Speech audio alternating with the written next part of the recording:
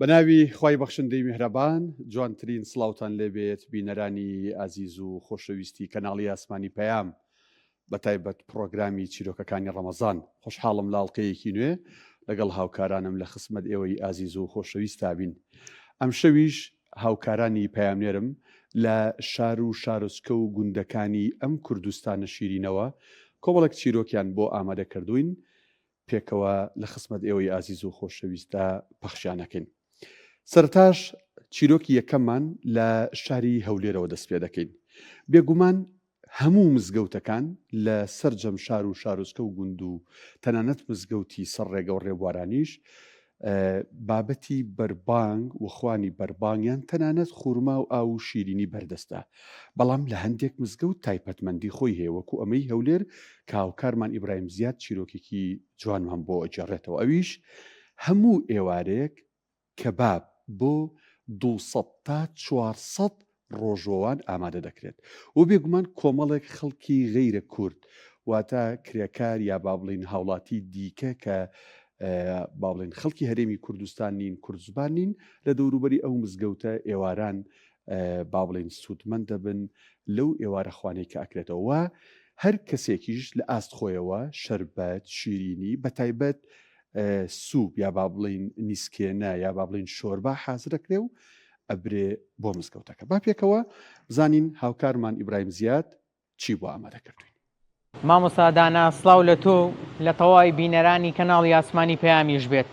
لێچێ لە مزگەوتەکانی شاری هەولێرم. چیرۆکی و مزگەوتە جیاوازە لە تەواوی مزگەوتەکانی هەرێمی کوردستان. لێرە خواردن ئامادە دەکرێت بۆ ڕۆژوانان، بەڵام کەبابە، برنجە، شلەیە، خورمایە، ئاوە، شەربەتە. ئەمە وای کردووە ئەو مزگەوتە جیاواز بێ لە مزگەوتەکانی دیکە. بەپی ڕۆژەکانیش گۆڕانکاری بەسەردادێ. ڕۆژەیە خواردنی 200 کەس، ڕۆژەیە 300، ڕۆژی وایە 400. من سەیری لیستەکانم کرد بینیم هەتاوەکو 430 کەسیش ڕۆیشتووە لەو مزگەوتە. ڕوحەکان بە زکر و بە نوێژ و یادی خوای گەورە تێر دەبن و جەستەش بە خواردنی برنج و گۆشت و شلە و کەباب تێر دەبێتن.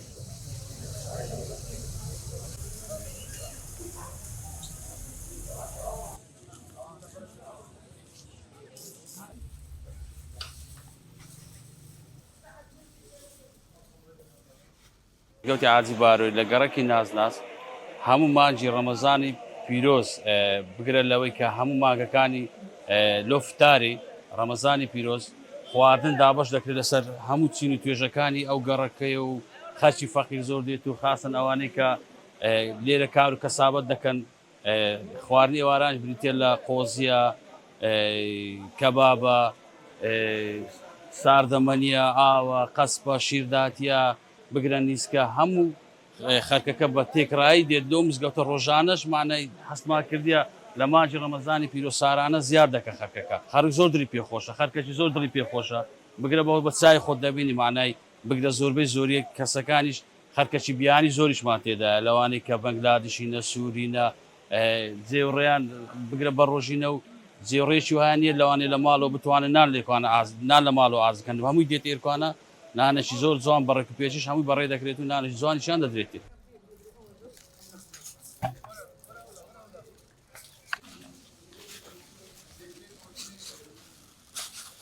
ئەمە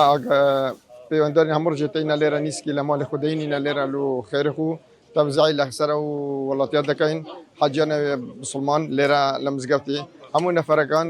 لە دەرەوەتێن لە لێرەشتن هەموو تقریبا 200 نەفەر هەموو ڕژێمان هەیە. هەموو ڕژێمان هەیە داکە نەبی 300 نەبی 200 نەفەر هەموو ڕژێمان هەیە هەموو ڕژێ معدل. ئەمە دێنی ئەمە دێنەوە جیرانەکان دەینە دیکە دێنە خوا خێرێت هەموو مسلمانەکە بنویسید.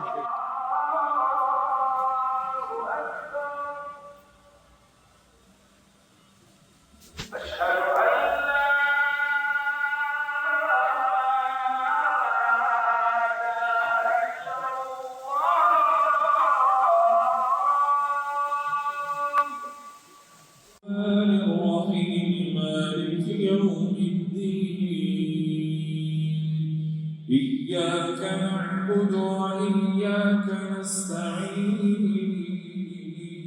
بالنسبة مزگەوتی حاجی باروگەردید ئەمن تقریبا لە 2021 ئەمن لەو منطقێمە لەو گەڕەکەیمە یعنی هەر کات هاتیمە ئەو مزگەوتە هەردەم ئەوە قەڵەباڵغ بووە پێشوازیان لە فەقیر و هەژاران کردێ بۆ وەرەخوانی ئیفتاری سایم کەباب دێت تورش و برنج دێ لەفە دێ باقلاوە دێ نیسک زۆر دێ خورما و شەربەت و ماستا و زۆر دێ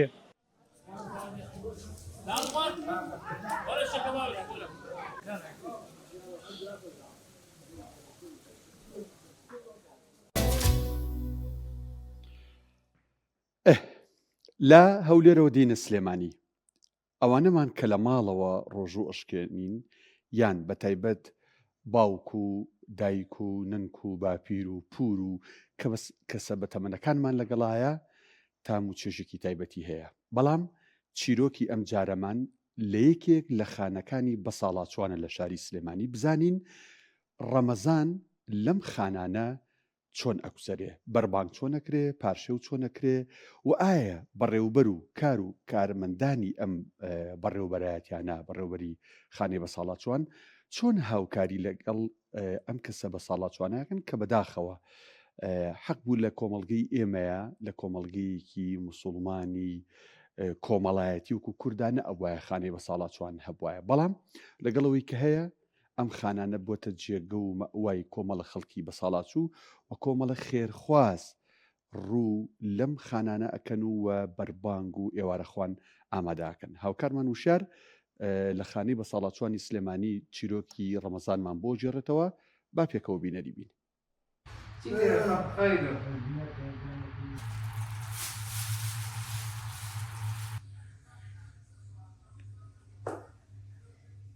ماڵی بە ساڵاچوان بەردەوام ئەم بە ساڵاچوانە بە ساڵچۆ بەڕێزانە خزمەت ئەکرێن و ئێمە لێرە مەبدەیەکمان هەیە ئەڵێن ڕێز چاودێری خزمەت و بە تایبەتی لەگەڵ هاتنی مانگی ڕەمەزانی پیرۆزە ئێمە بەرنامە و پلانی تایبەتی خۆمانمان بڵێن بۆ بە ساڵاچۆکان هەیە و سپاس بۆ خوای گەورە و سپاس بۆ خەڵکی خۆمان خەڵکێکی خێرخوازن ئێمە بەردەوام خەڵک لە چەندین کەس و لایەن بڵێن کۆمپانیا بەڕێزەکان خێرخوازان خەڵکی پارێزگای سلێمانی و دەوروبەری پەیوەندی بە ئێماوەکەن و ئامادەی خۆیان دەرەبڕن بۆ سازدانی ئێوارەخوان و ئیفتار بۆ بە ساڵاچۆ بە ڕێزەکان تەوان ژمارەی بە ساڵاچوان لێرە ئێمە نزیکەی 6 بە ساڵاچومان هەیە نزیکەی 22 بەس پەککەوتەمان هەیە پەککەوتەکان تەوان ئەوانن کە تەواو توانای خزمەتکردنی خودی خۆیانیان نییە و لە ڕێی چاودێرەوە لە ڕێی کارمەندانی ئێمەوە خزمەتەکرێن هەر بە ساڵاچوێک هەر پێویستێکی تەنانەت بەشێکمان هەیە بەشی پەککەوتە پێویستیان بە دایبی گۆڕین و پاکردنەوە و شۆرینی ڕۆژانە هەیە بەردام و ئەستەفانە خزمەتیانەکەن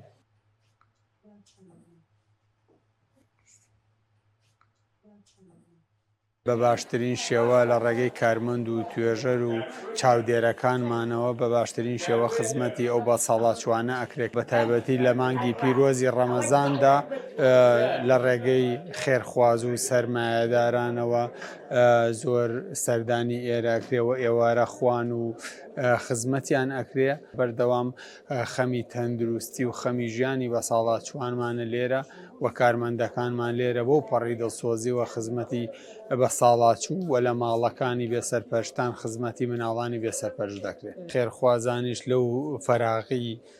قەیرانەدارە و بارودۆخە هەیە بەشێ لە کەم و کورتیەکانیان بۆ پڕکردوینەتەوە دەستخۆشییان لێکەن هیوادارم خێرخواز و سەرمایەداری تریش چار لەوان بکەن و بتوانن زیاتر خزمەت بە ماڵ و خانانە بکەن کە پێویستیان بە خزمەتی زیاتر لە مانگی پیرۆزی ڕەمەزاندا تەبعاً زۆرترین خەڵکی خێرخواز و چاکەکار و ئەوانەی ئەیانەوێ خێر بکەن زیاتر ڕوو لە خانە و ماڵەکانی ئێمە ئەکەن ئەیانەوێت لە ڕەمەزاندا ژینگە و کەشێکی خێزانی بۆ بە ساڵاچوان و بۆ بێسەرپەرشتەکانمان بکەن ئێمە دەستخۆشییان لێەکەین و لە مانگی ڕەمەزاندا زیاتر ئێرە بژانەوەی پێوە دیارە ئەتوانین بڵێن زیاتر کەشێکی خێزانی پێوە دیارە ئێمە بە ئەرکی سەرشانی خۆمان نەزانین ئەمان لە بە ساڵاچوان بە باوک و دایک و کەسوکاری خۆمان نەزانین منداڵەکان لە ماڵەکانی بێسەرپەرشتان بە منداڵی خۆمان نێزانین و ئەرکی سەرشانمانە لە هەموو بوون و خۆشی و ناخۆشیەک لەگەڵیان نابێن وەکو خێزانی خۆمان بتوانین بەیەکەوە لە ئێوارە خوان لە خۆشی ناخۆشی بە یەکەوە بین.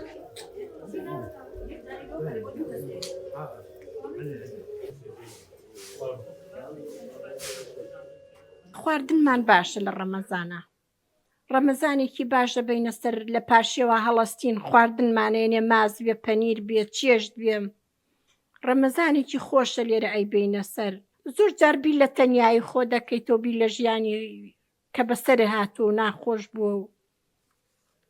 لەبەرەو شەویان من زۆر بێتاقەت بووم ئەم ڕەسمەم کرد لە بێتاقەتیە. ئێرە باشە مدیرەکەمان باشە ئەو طبعا مدیر سەرچاوەیەوە نیە کارمەندەکانیش ڕێک و پێکن. دیارە ماڵی بەسەڵاتوان لێرە وەک هەر فەرمانگەیەکی ئاسایی نییە. ئێرە ماڵە لێرە ژیان 24 کاتژمێر تیا بەردەوامە هەردوو ڕەگەزی تایە. مانجی ڕەمەزان تایبەتمەندێتێکی زیاد دەدرێت بە ئێرە. لێرە وەک هەر ماڵێک لێرە پاشێو دەکرێت، وەک هەر ماڵێک لێرە فتار دەکرێتەوە، وەک هەر ماڵێک لێرە جەژن دەکرێت. تەواوی کارمەندان لەگەڵ بەساڵاتوان کۆ دەبینەوە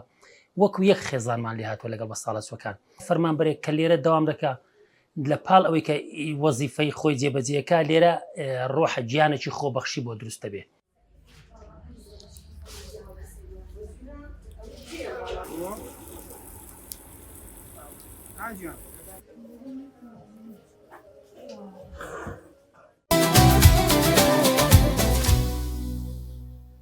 خۆی گەورە پاداشتی و کارمەندانە باتەوە جگەلەوەی کە ئەرکێکی سەرشانی خۆیان وەکو فەرمان بڕاپەڕن بەڕاستی لەوە گەورترەوەیە کە ئەوان خزمەتی و بەساڵات چوانەکەن. خۆشەویستان لە سلێمانی و دەچینە ئەوروپا تایبەت ئەچینە وڵاتی بەریتانیا مارکێتە کوردیەکان کە بە با بڵین سەرچاوی بازارکردنی ڕەوەندی ئیسلامی بە شێوازێکی گشتی و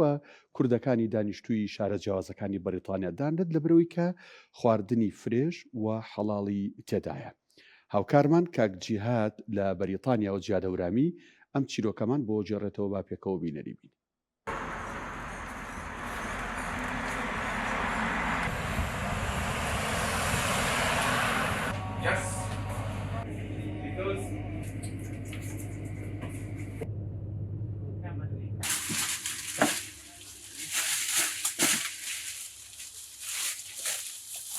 ماوەی 23 ساڵە لە وڵاتی بەریتانیام لە شاری نیوپۆرتە ئەم دوکانەمانداناوە ماوەی 5 ساڵە کەم و کوڕی کوردان و مسلمانان و هەموو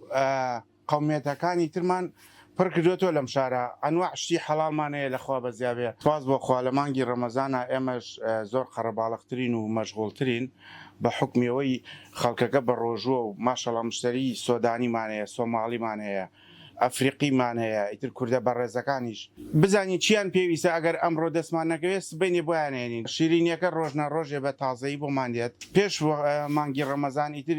ئامادەکاری بۆەکەین و خورمایەکی کۆڵەتی باش بەدەست دێنین بۆ مشتری بەڕێزەکانمان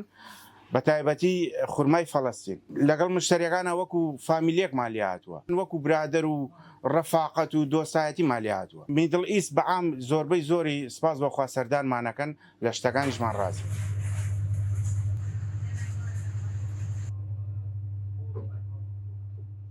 لێرە گۆشتێکی فرێش هەیە تازەتر هەیە کوالەتی بەرزتر هەیە متمانەیەکی زیاتر هەیە چونکە تۆ کۆمپانیایی حەڵال شۆبەکان جیاوازترن تا کۆمپانیایی مەسەلەن مارکێتە گەورەکان. لامان کاتیشە ئەو بەشەی کە لەناوە سەربڕینەکان هەیە سەربڕینەکان ئەکاو جاجێ ئەکاتەوە بە دڵنیاییەوە هەمووی مسلمانە و بە مۆری مسلمانی سەر ئەبدرێ. قەسابی لەم وڵاتە و لە کوردستان فەرجیاوازی زۆر زۆرە. جیاوازیەکە لەوەی لێرە زیاتر وردەکاریە مەسەلەن شتەکان تەواو جیاکەیتەوە بۆ خەڵکە. ئەلحەمدولیلا تەواو تایبەتمەندیەکەی پێوە دیارە و گڕوتینی هەیە لە وڵاتە بە تایبەتی قەرەباڵغێکی زۆر هەیە بە تایبەتی لە گۆشت فرۆشتن. لەگەڵ هاتنی دەستپێکردنی مانگی ڕەمەزانە قەرەباڵغێکی زۆر ئەبێت بۆیە پێش وەختە ئێمە خۆمان گۆشتی خۆمان ئۆردەر ئەەکەین و دایانین دابینی ئەەکەین. ئەلحەمدولیلا ڕەمەزان تایبەتمەندی خۆی پێوە دیار. جگە لە کوردی خۆمان مسلمانێکی زۆر هەموو مسلمانێک دێن گرنگی زیاتر بە تازەی گۆشتەکە ئەدرێ گرنگی زیاتر لە هەموو سەروی هەمویانەوە گرنگی بە حەڵالی گۆشتەکە ئەدرێت. لە ڕاستیە لە ببوونی پیشەکەەوە لێرە جیاوازێکی ئەوە دروست بووە کە بۆ نمونە تۆ جگە لە نەتەوەی خۆنەتەوەی دیکە دێدا لات بەرکەوتە ئەبێت قسەکردن ئەبێ ئەمە ئەبێتە هۆکاری ئەوەی هەستێکی خۆشتر هەبێ.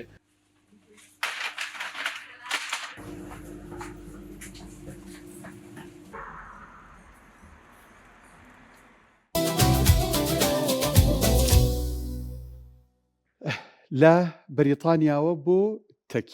تەکیی لای چەمچەماڵ لە زۆر شار و شارچکە کۆمەڵێک گەنج خۆبەخشانە هەڵەسن خورما و ئاو و شیرینی ئامادە ئەکەن پاکێجینی بۆکەن جوان بە شێوازێکی تەندروست و پاکتۆمی زۆر ڕێکوپێک ئامادەیەکەن ئەیبەنە سەر شەقامە گشتیەکان بۆ ئەو شۆفێر و ڕێبوارانی کە لەسەر شەقامەکانن بانگ ئەدا و هیچیان با بڵێن پێ نییە بووی کە ڕۆژۆکایان بشکێن بێگومان لە بینی سلێمانی بۆ کەرکوو یا چەمچەماڵ کۆمەڵێک خەڵک هات و چۆ دەکات بە سیاری تایبەت چ بە سیاری بار هەڵگر و کرێ لە تەکیە ماوەی 14 ساڵە کۆمەڵک گەنج لە پرۆژەیەکە بەناوی لە خزمەت ڕۆژوانان پرۆژێکی گرنگیان هەیە هاوکارمان کاڕێبین ئەم چیرۆکەمان بۆ جێڕێتەوە با پێکەوە بینەری بین. یەکێک لە چیرۆکانی مانگی پیرۆزی ڕەمەزان چیرۆکی پرۆژەی لە خزمەت ڕۆژەوانانە لە ناحەی تەچێ. ئەم ساڵی 14هەمینە ئەم پرۆژەیە بەردەوامە. ئامادەکاریەکان لێرەوە دەکرێت کۆمەڵێک گەنج هەڵدەسن بە ئامادەکردنی خورما و ئاو پاشان دەبرێتە سەر ڕێگای سەرەکی سلێمانی کەرکووک و لەوێ بەسەر ڕێبواراندا دابەش دەکرێت.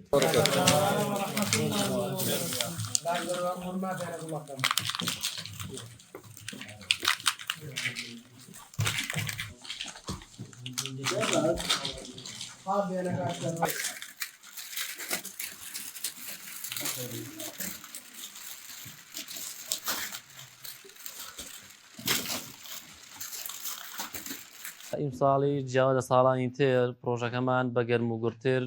ئەنجام ئەدرێ ئێمە لەم پرۆژێدا ئەو خورمە بەسەر ئەو ڕێبوارانەدا بەش دەکەین کە بەناو ناحەی تەکێتا تێپەڕ دەبن. دیارە ئێمە پرۆژەکەمان بریتە لە ئاو خورما و بە شێوەیەکی زۆر تەندروست ئاو خورما بەسەر ئەو ڕێبواراندا دابەش دەکەین کە بەناو ناحەکەدا تێپەڕ دەبن و لە کاتی خورما پێچوانە ئێمە دەستکەش بەکاردێنین و بە شێوازێکی زۆر تەندروست ئاو خورما دابەش دەکەین.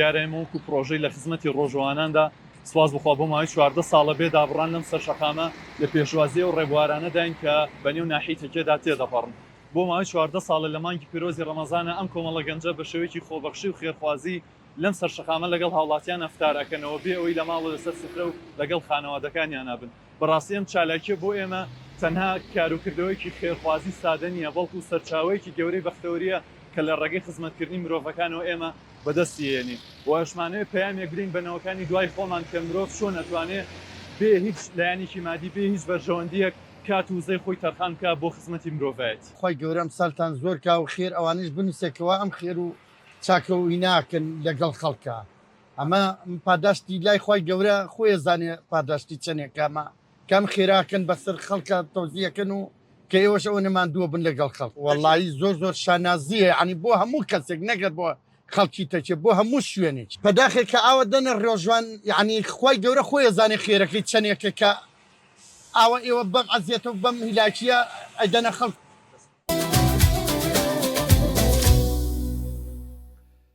خۆشەویستان کۆتا چیرۆکمان لە شاری سلێمانی بێگومان لە زۆر شوێنی گشتی کرێکاری لێنەوە بە تایبەت کرێکاری غەیری کورد عەرەب یان هەر وڵاتێکی دیکە لە علوەی سەوزە و میوەی شاری سلێمانی کۆمەڵە کرێکاری لێن کە بارهەڵگرەکان دێن سەوزە و میوە و تەڕیان پێەیە بێگومان ئەمانە بێت دایگرن بۆ قاتعەکان کۆمەڵێک خێرخواز کە نایانەوێت نە ناویان بوترێ نەخۆیان دەرکەون چێشخانەیەکیان گرت و هەر لە نێو علوەکە پیان وتون نانی ئێواران بۆ ئەم سی ڕۆژە بۆ ئەو کرێکارانی لە علوە ئەمێننەوە بە بەلاش لە ڕێیخوای پروردگار ئامادەکەن و بیان دەنێ هاوکارانمان لە علوەی سەوزە و میوە ئەم چیرۆکەمان بۆ ئەجێڕنەوە.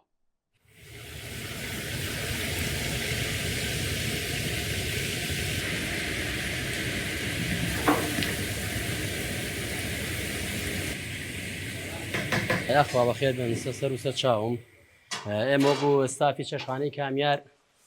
جەماعەتی خێرخواز هەساون بەم ئیشە تر خێرخوازەکان حەز ناکەن بڵێن ناویان بوترێ و ئاشکرا بە من چێ و جەماعەت خێرخوازن هەر خەڵکی ئالوەکەن و لە ناو ئالوەکە کاسبی ناو ئالوەکەن ڕەمەزانان ئێمە هەردایەکە ڕەمەزانان ئیش ناکەین بە حیاتی دەرم ساڵ لەبەر خاتی ئەم خێرە و وتمان بە ئەم ساڵم خێرە ئێمەشی تیابێ و بەشدار بین دەستمان پێکردوە لە ئەوەڵی ڕەمەزانەوە و ئینشاءالله هەتا کۆتایی ڕەمەزان بەردەوام ببین مریشەکەش هەر جارە و بە نەوعێکە دەڵێن ئەمڕۆ کوڵاوە بەیانی بۆ نمونە هەڵکزاوە هەڵیەکزێنینەوە شێوازێکی خۆمانە بۆ هەڵکزاویە لێرەش ئاوایتر یەک نەفەر یەکەین هەموو شتێکی دیەکەین نان و خورما و ئاو و مریشک و شلە و برنجەکەیشە بەم شێوەیە ئاوا یەکەیەکە خۆیان لێرە لە بەشی زۆری حەماڵن لێرە تەسلیمیان دەکەن یەک نەفەر و ئەیبەنەوە بۆ دوکانەکانی خۆیان بۆ ئیفتارکردنی ئیفتارەکەنەوە کرێکار ئێمە خۆمان 250 نەفەرمانەیە هەموو ڕۆژێ 250 نەفەر خواردن لێنین خۆ ڕەمەزان ئیش ناکەین بەڵام بە بۆنێم خێرەوە هاتوینێتەوە وەڵا زۆر دڵخۆشە هەر لەبەر خێرەکەین چونکە خۆمان حەز بۆ خێراکەین هەموو ڕۆژە سەعات 3 ئێمە بڵێن دووسێ کارمەندمان سەعات 3 وەساگانیشمان زووتریان لە سەعات 12:30 زۆربیان حەماڵ و زۆربیان عەرەبن بەشی زۆری عەرەبن لێرە ئەمێنەوە بڵێنەوە هەر لە عەلوای ئەمێنەوە بە شەو بەڕۆژ ناڕۆنەوە ئیتر خواردنوشت حازر ناکەن ێواران یەن ئەمە وەرەگرن ئەیخۆن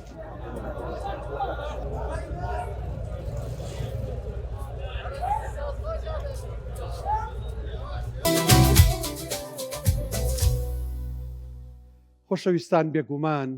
کۆمەڵگەی کوردەواری ئێمە و کوردستانی ئێمە پڕێتی لە چیرۆک بەتایبەت لە مانگی ڕەمەزانە بەڵام ئەوەی کە فریاکەوتین ئەم شەویش ئەم چیرۆکانەمان بۆ ئامادە کردبوون کە هاوکارانمان لە شار و شارستان ئامادەیان کردبوون تاڵقەیەکی نوێ لە پرۆگرامی چیرۆکەکانی ڕەمەزان بەخوای گەورەتان ئەسپێرین دووبارە نوێژ و ڕۆژ و تاعەتی هەموو لای قبول بێت و خۆی پروردگار بە گەورەی خۆی لە فەڕ و بەرەکەتی شەوانی قەدریش بێبەشمان نەکات خواتان لەگەڵ